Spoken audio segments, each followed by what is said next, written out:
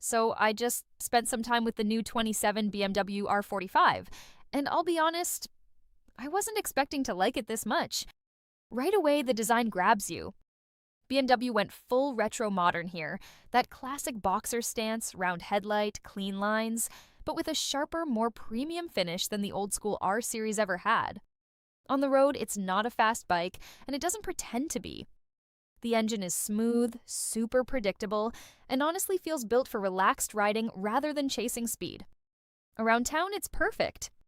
Light, easy to filter through traffic, and really forgiving if you're a newer rider. Take it on open roads, though, and that's where you feel its limits.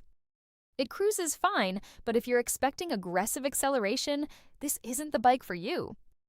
What surprised me most was the comfort.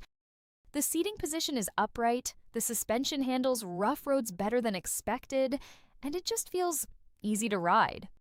So is it worth your money? If you want a stylish, chill, everyday BMW with classic ding, yes.